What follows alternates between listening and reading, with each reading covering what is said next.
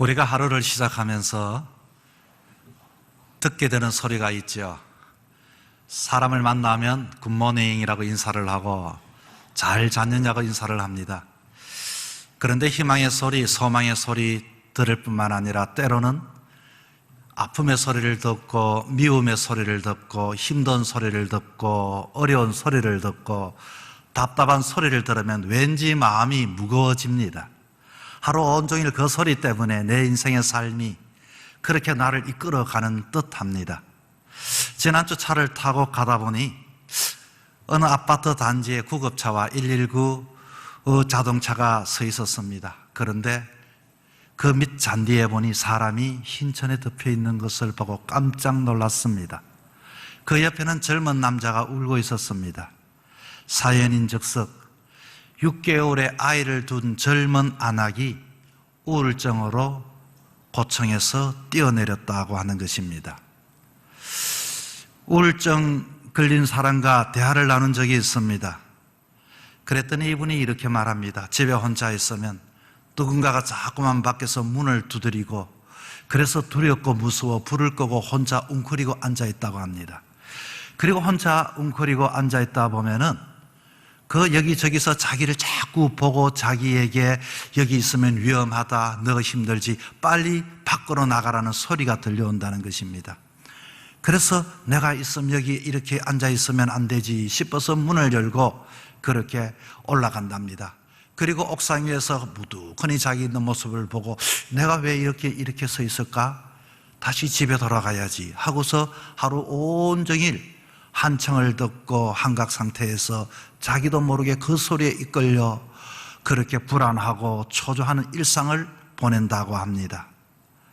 과연 그 여인, 젊은 여인 어떤 소리를 들었기에 그와 같은 일이 그 가정에 일어났을까요? 미술 작품 중 뭉크가 그린 절규라고 하는 작품이 있습니다. 한번 보도록 하겠습니다. 여러분, 이 장면을 보면서 이 뭉크라고 하는 사람은 이 작품을 어떻게 그렸나고 물어봤더니 석양이 지는 그 시대에 구름이 깔려 있었는데 마치 그 태양이 핏빛으로 변하여 구름들을 저렇게 빨갛게 번지게 만들었다는 것입니다. 그리고서 고통하는 소리를 작가 이 뭉크는 지금 이 깜짝 놀라서 들려와서 그것을 기로막고 있는 이 작품. 이 작품은 2012년에 1300억의 경매에 팔린 작품입니다. 뭉크는 왜 이 그림을 그렸을까요? 뭉크의 그림의 대부분은 이와 같이 비극적이고 슬픈 그림을 그렸다고 합니다. 그 이유는 어린 나이 5살 때에 어머니가 폐결핵으로 피를 토하면서 이불에 죽는 모습을 보면서 그는 그것을 자기의 인생을 떠나지 않았다고 합니다. 그리고 9살 때 누나가 또 폐결핵으로 피를 토하며 죽는 것을 보았습니다. 여기저기 갈 때마다 마치 피를 토하는 그 소리, 죽음의 소리를 그는 거기서 떨쳐버릴 수가 없었습니다. 그는 부자가 되어 큰 저택에 살았지만 집 밖으로 나오지를 못했습니다. 태양빛이 마치 피를 토하는 같이 느껴졌기 때문에 언제나 그를 부르는 소리는 절망의 소리요, 낙담의 소리요, 자기를 비난하는 소리요. 그래서 그는 길을 막고 늘 생활을 했다고 합니다. 인생의 삶을 살아가면서 그와 같은 소리를 듣고 살아간다면 그 인생은 불행한 인생이 되어질 수밖에 없습니다. 여러분, 동료 중에 어떤 분이 갑작스러운 전화를 받았는데 저기서 이런 소리가 들려옵니다. 아빠 살려주세요. 아빠 살려주세요. 그래서 어떤 낯선 사람의 소리가 들려오기를 당신의 아들이 위험에 처해져 있으니 빨리 이곳으로 와줬으면 좋겠다. 오기 전에 돈을 보내라고 하는 것입니다. 정말로 내가 아무리 들어봐도 아들의 목소리인데 그런데 가만히 정신을 차리고 보니 보이스 피싱이라는 것입니다. 여러분, 사람은 어떤 소리를 듣느냐에 따라 마음이 불안해지기도 하고 자기의 일생이 그 소리에 끌려가는 것이 우리들의 삶입니다. 하루아침 자고 일어나면 여러분 어떤 소식을 듣습니까? 사랑의 소식을 듣습니까? 우울한 이야기의 소식을 듣습니까? 오늘 본문에 나왔던 이스라엘 백성도 절망적인 소리를 듣고 불안해하는 장면이 나오고 있습니다. 오늘 본문에는 그러나 그 가운데서 불안해하는 이스라엘 백성을 향하여 모세가 외치는 소리를 우리는 들어야 합니다. 오늘 본문 출애굽기 14장 특별히 13절에 보니 이 모세가 뭐라고 하는가 하니, 모세가 백성에게 이르되 너희는 두려워하지 말고 가만히 서서 여호와께서 오늘 너희를 위하여 행하시는 구원을 보라, 이렇게 말씀합니다. 이들은 지금 두려워하고 있습니다. 이스라엘은 출애굽하여 해방의 노래를 부르면서 모두가 찬송하고 감사했습니다. 그런데 오늘 본문은 읽지는 않았지만 14장 1절부터 2절에 봤더니 홍해 바다 앞 이 믹돌 사이 바알스본에 장막을 쳤다, 이렇게 나왔습니다. 여러분, 믹돌이라고 하는 뜻은 무슨 뜻입니까? 성벽이라고 하는 뜻입니다. 좌우에 성벽이 쳐 있습니다. 그런데 도착했던 곳은 바로 홍해 바닷가입니다. 그런데 이들이 뒤를 돌아봤더니 지금 애굽 병사들이 상상했던 일들이 현실로 일어나고 말았습니다. 아주 그만 속수무책 막다른 골목에서 징태양난의 현상으로 이들은 몰살당하기 직전입니다. 백성들은 두려움이 밀려왔습니다. 지금 말발굽의 소리가 들려옵니다. 적들의 한한 소리의 목음성이 들려오고 있습니다. 전차의 바퀴도로 오는 소리가 들려오고 있습니다. 마치 죽음의 저승사자가 이들을 한 곳에 몰아넣고 이들로 하여금 소리가 들려올 때 이들은 도저히 견딜 수가 없게 되어졌습니다. 그럴 때 모세는 말합니다. 두려워 말고 가만히 서서 오늘 너희를 위하여 하나님께서 행하시는 구원을 보라는 소리의 음성을 외쳐주고 있습니다. 이들의 상황, 표정은 어떨까요? 오늘 보면 14장 10절에 이렇게 말합니다. 이스라엘 자손이 심히 두려워하여, 그리고 두려워하였을 때 어떻게 이들은 표현합니까? 11절에 봤더니 이스라엘이 모세를 원망했다고 했습니다. 이스라엘이 모세를 원망한 것은 하나님을 원망한 것이 되는 것입니다. 찬송하는 사람이 이 소리를 듣자 말자 심히 불안해하고 원망하고 불평하고, 어떤 원망을 합니까? 오늘 본문에 보니 애굽에 매장지가 없어서 광야에서 죽게 만드느냐, 차라리 우리는 저 노예가 되어서 애굽 사람을 섬기는 것이 더 낫다, 이렇게 모세에게 원망하기 시작했습니다. 이 소리에 사람들이 소리를 듣고서 모두가 웅성웅성합니다. 그럴 때 모세가 말합니다. 너희는 두려워 말고 가만히 있어서 하나님께서 오늘날 너희를 위하여 행하시는 구원을 보라. 여러분, 오늘 이 시대는 어떤 시대입니까? 이 시대가 들려오는 소리는 신나는 소리입니까? 기쁜 소리입니까? 희망의 소리입니까? 아니면 우리를 절망하게 하는 소리입니까? 우리로 하여금 두려워하는 소리입니까? 그런데 본문 2절에 이 믹돌이라는 곳 옆에 바알스본이라고 하는 지명 이름이 나옵니다. 바알스본의 뜻은 파수대라고 하는 뜻입니다. 쉽게 말하면 지키시는 곳. 애국 군대가 볼 때는 덕안에 도간에 든 쥐였지만, 그러나 이스라엘의 주인이신 하나님께서 감시하고 하나님이 지켜준다는 것을 의미하고, 그리고 암시해 주는 성경 구절이기도 합니다. 여러분, 오늘 이 시대에 여러분을 두려워하는 게 무엇입니까? 여러분을 하여금 여러분의 인생을 불행하게 이끄는 그 소리는 어떤 소리입니까? 그 소리 듣지 말아야 합니다. 우리는 어떤 음성을 들어야 합니까? 복음을 들어야 합니다. 하나님의 음성을 들어야 합니다. 주의 종을 통하여 오늘 말씀하는 이스라엘 백성에게 하는 이 말씀을 우리는 들어야 합니다. 첫째는 너희는 두려워 말라. 여러분, 두려워하지 마십시오.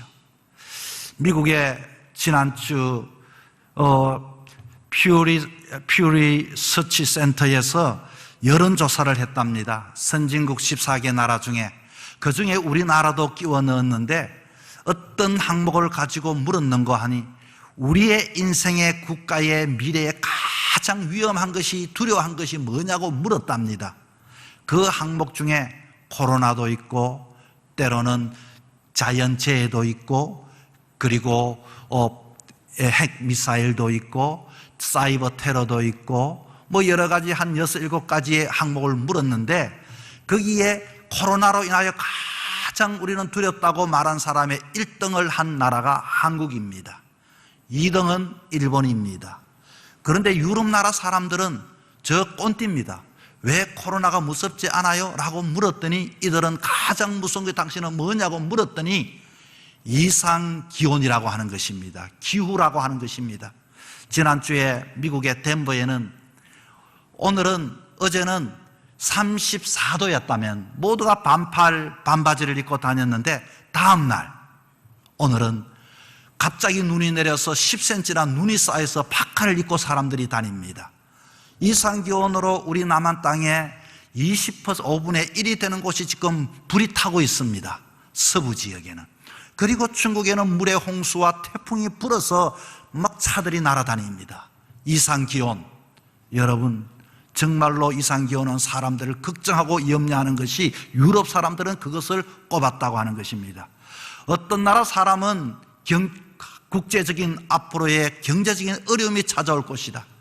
아프리카에는 코로나가 걸리면서 국가에서는 다른 대안이 없으니 지역에 사람들을 세워놓고 녹이만 놓으면 몽둥이를 패고 총으로 죽이는 그런 일이 일어났습니다. 나중에는 사람들이 놓지를 못했는데 가봤더니 전부 다 굶어 죽어 있더라는 것입니다. 여러분, 앞으로의 세계의 이 걱정 근심은 그 나라의 이야기가 아니라 우리에게도 많은 걱정을 하고 근심을 주고 어려움을 주게 되어집니다.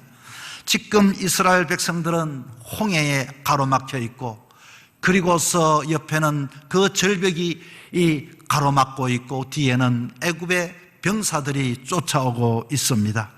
이 상황 속에 모세는 들려줍니다. 두려워하지 말라. 루마니아가 공산 치하에 있을 때 제일 먼저 기독교를 핍박했습니다. 렘브란트라는 목사님이 수년 동안 감옥에 살아있는데 그때에 그는 두려움을 이길 수가 없었다고 합니다. 첫 번째의 두려움이 저 공산당의 무지막지한 그와 같은 믿는 사람에 대한 핍박이요, 또 두려움이 동료 목사들은 너가 그렇게 이 시대에는 그렇게 살아서 안 된다고 비난하는 동료 목사들끼리의 그 두려움이요, 그리고 성도들이 길 잃어버린 양처럼 신앙을 저버리고 떠나가는 그 모습을 보고 그는 두려움에 날마다 지하의 감옥에 갇혀 있었다고 합니다. 그런데 그는 어느 날 도무지 잠을 잘 수가 없어서 성경책을 쳐봤더니 두려워하지 말라고 하는 구절이 있더라는 것입니다. 두려워하지 말라, 놀라지 말라, 무서워하지 말라. 그는 그 성경책에 도무지 두려워하지 말라는 것이 몇 번 적혀 있는가를 찾아보았다고 합니다. 365번이 적혀 있다고 합니다. 목사님은 가만히 생각해 봅니다. 그렇구나. 인생이라고 하는 것은 매일매일 일어날 때마다 두려움이 우리에게 찾아오는구나. 그러면 우리가 이 두려움 때문에 절망하는 것이 아니라 우리가 들어야 할 소리, 복음의 소리, 우리를 구원해 주신 분 주님, 그렇구나, 두려워하지 말라, 우리는 이 소리를 붙잡고서 세상의 삶을 살아야겠구나 하는 마음을 가지고 그 모든 감옥살이를 이겨내었다고 하는 것입니다. 사랑하는 성도 여러분, 지금 이스라엘 백성들은 얼마나 많이 두렵겠습니까? 그렇게 말발굽의 소리가 들려옵니다. 얼마나 두렵겠습니까? 살기등등한 저 이집트 병사 소리가 함성이 들려옵니다. 얼마나 두렵겠습니까? 저들은 앞에는 파도 소리, 그리고 모든 것들이 정막과 같은 그 속에서 그 두려움을 이겨낼 수가 없었던 것입니다. 그 속에서 모세가 외칩니다. 두려워 말라, 두려워 말라. 여러분의 인생의 삶 속에 들어야 할 소리가 무엇이겠습니까? 복음이 무엇입니까? 예수 믿으면 구원받는다는 것이 굿 뉴스가 복음이 아닙니까? 이 세상에는 두려움이 늘 사방에 널려 있습니다. 우리를 두렵게 하고 불안해하게 초조하게 하고 가나안 땅으로 나가지 못하게 하는 그 두렵게 하는 그 속에서 우리가 붙잡아야 할 복음이 과연 무엇이던가요?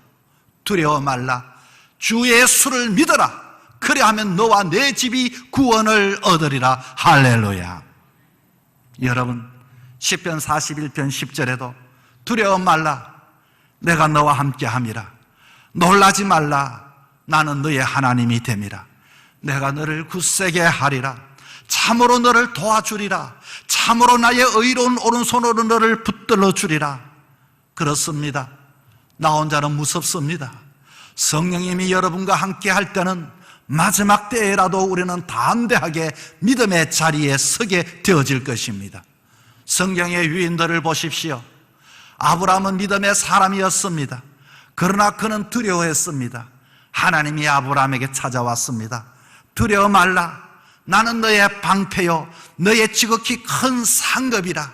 하나님의 음성을 듣고 아브라함이 일어나게 되었습니다. 여호수아는 큰 성 여리고를 무너뜨리고 작은 성 아이성에 올라가서 침략하지 못하고 패배를 했습니다. 그는 낙담했습니다. 그는 두려워 떨고 있을 때 하나님께서는 여호수아에게 찾아갔습니다. 여호수아야 두려워 말라 아이성을 향해 너는 군사를 거느리고 아이성으로 올라가라. 하나님께서는 이 여호수아에게 약속의 말씀을 주신 것입니다. 믿음의 사람 사도 바울은 그 노예선을 타고 로마로 가면서 얼마나 두려웠겠습니까? 유라 불러 태풍이 배를 침몰시켰습니다. 하나님께서는 바울에게 나타났습니다. 바울아 두려워하지 말라 두려워하지 말라 한 사람도 죽지 아니하리라. 그는 이 음성을 들었습니다. 여러분 세상의 사람들 믿는 사람이든 믿지 않는 사람이든 매일매일 두려움은 지난 날에도 있었고 앞으로도 찾아오게 될 것입니다. 믿음이 무엇입니까? 하나님을 붙잡음을 통하여 주의 음성을 듣고서 우리는 다시 한 번 더 생명의 길로 나아갈 수 있는 우리 모두가 될 수 있기를 축원합니다. 두 번째는 가만히 서 있으라고 합니다. 가만히 서 있는 것은 무엇입니까? 앞에는 홍해 바다가 있고 뒤에는 애굽의 군대가 따르고 있고 양좌우에는 험한 성벽으로 된 계곡인데 사람들은 불안해할 때에 문제를 만났을 때에 본능적으로 움직이게 되어져 있습니다. 이렇게 가면 내가 살 수 있을까? 여기 가면 나는 안전할 수 있을까? 그렇게 사람들은 행동합니다. 그리고 사람들은 어떻게 합니까? 입도 가만히 있지 않지요. 내가 왜 따라왔던가? 내가 왜 예수를 믿었던가? 내가 왜 모세의 말을 들어야 했던가? 나는 그 입은 끊임없이 원망하고 불평할 수밖에 없습니다. 그러나 오늘 말합니다. 가만히 서 있어라. 두려워하지 말고 가만히 서 있어라. 여러분 유기견이 때로는 병이 든 유기견을 구조할 때에 여러분 그 모습을 보셨습니까? 이 유기견은 잡히지 않으려고 몸부림을 칩니다. 살려고 애를 씁니다. 그렇게 해서 살 수 있는 게 아닙니다. 그렇게 몸부림을 치고 또래는 짖기도 하고 불편한 다리를 가지고 막 도망가다가 또 그렇게 상처가 있기도 합니다. 그런데 나중에는 어떡합니까? 포기를 해버리죠. 모든 것들을 내려놓습니다. 그럴 때 사람들이 잡아서 주사도 주고 검사도 하고 치료도 해주게 되는 것입니다. 여러분 우리 인간이 아무리 똑똑하고 지혜롭다 한들 우리 자녀들을 위해서 해줄 수 있는 게 무엇이든가요? 아무것도 해줄 수 없습니다. 사랑하는 아내가 병이 들었다면 해줄 수 있는 게 무엇이든가요? 근본적으로 해줄 수 있는 게 사실은 없습니다. 어떻게 합니까? 그럴 때는 그렇습니다. 문제를 주님 앞에 내려놓고 두 손 들고 나가야 합니다. 주님, 저는 할 수가 없습니다. 감당할 수가 없습니다. 이제는 하나님이 역사해 주셔야 하는 것입니다. 가만히 서 있으라는 것은 너 힘으로 너 능력으로 되지 않으면 믿음이 뭐냐? 하나님께 모든 것들을 맡겨두라는 의미가 담겨져 있는 것입니다. 여러분 우리는 가만히 있다는 것은 지난날 우리가 어떻게 살아왔는지를 회상해 보라는 의미가 있습니다. 어떻게 구원받았습니까? 어떻게 오늘까지 하나님께서 내 길을 인도해 주셨습니까? 그런데 지금은 어떻습니까? 너무 두렵지 않습니까? 힘들지 않습니까? 불안하지 않습니까?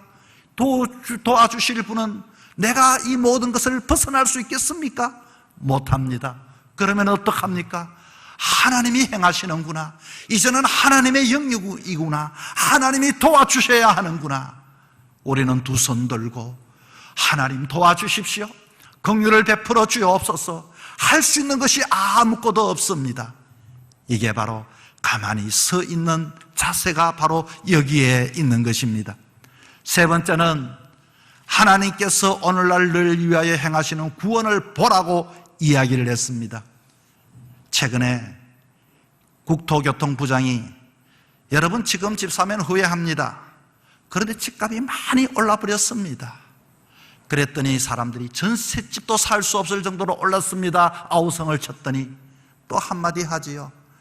전세는 한국에만 있는 법이고 외국에는 월세로 사는데 뭐 월세로 살면 됩니다, 나도 월세로 삽니다 하고서 또 이야기를 했습니다. 여러분, 세상에 있는 리더나 지도자는 우리를 책임져 줄 것 같고 정책을 펴지만 근본적으로 우리의 근본적인 이 문제를 해결해 줄 수는 없는 것입니다. 저들도 잘해보려고 애는 쓰겠지요. 그러나 저들도 구원할 수가 없는 걸 어떻게 우리가 구원을 받을 수 있습니까? 이 위기 상황 속에 우리의 진정한 구원은 어디에 있습니까? 오늘 본문은 말합니다. 하나님께서 오늘날 너희를 위하여 행하시는 구원을 보라. 그렇습니다. 여호와께서 너희를 위해 싸우시리라. 오늘 본문에 보니 어떻게 싸웁니까? 근본적으로 홍해 바다를 가를 수 있는 사람은 아무도 없습니다. 전지전능하신 하나님밖에 없습니다. 누가 큰 물결을 바로 잡을 수 있습니까? 누가 인생의 길을, 그 홍해 바닷길을 길을 낼 수 있는 사람이 어디 있겠습니까? 하나님밖에 없습니다. 누가 우리의 근본적인 걱정과 근심과 염려를 해결해 주실 분은 세상에 아무도 없습니다. 주님밖에 없습니다. 그러므로 우리는 누구의 소리를 들어야 합니까? 주의 음성을 들어야 합니다. 생명의 음성, 복음의 음성, 우리의 산성이 되시고 반석이 되신 주님을 붙잡고 주의 음성을 쫓아 양은 목자의 음성을 듣고 따라가야 하는 것입니다. 홍해 바다를 건너게 하실 분은 하나님밖에 없습니다. 그리고 이 바로의 추격대들은 바닷속에 모두가 한순간 다 수장되어 버렸습니다. 28절에 나와 있죠. 여러분, 우리의 적을 이기게 하실 분은 하나님밖에 없습니다. 오늘 본문에 말합니다. 너희는 가만히 있어서 하나님이 행하시는 구원을 보라. 이것은 모세의 말이 아닙니다. 하나님의 말씀입니다. 그래서 믿음의 사람들을 불러주셨습니다. 그래서 하나님은 자녀로 삼아주셨습니다. 그래서 기독교는 구원의 의미가 그 구덩이에서 건져내었다는 것이 구원이 아니던가요? 구원의 종교인 것입니다. 한마디로 홍해 사건은 우리가 여기저기 세상의 수많은 소리들 중에 누구의 음성을 듣고 살아가야 할 것인가? 하나님의 음성, 하나님 말씀을 가지고 사는 것을 이야기해 주고 있습니다. 여러분 어떻습니까? 우리는 여기저기 많은 뉴스를 듣습니다. 그렇게 하면 안전하리라, 그렇게 하면 내가 살리라. 그러나 그것도 필요하지만 더 근본적인 것은 우리가 등한히 하지 말아야 할 소리가 있습니다. 소망을 주시고 생명을 주시고 구원을 주시고 은혜를 베풀어 주시고 영생을 주시는 주의 음성을 가까이 하셔야 하는 것입니다. 사랑하는 성도 여러분, 이 세상을 이기고 헤쳐나갈 방법, 말씀 위에 굳게 서서 주의 말씀에 더 가까이 귀를 기울임으로 주님을 쫓아 주님을 따라 나갈 수 있는 믿음의 삶을 더 힘있게 살아가는 저와 여러분이 되기를 주의 이름으로 축원합니다.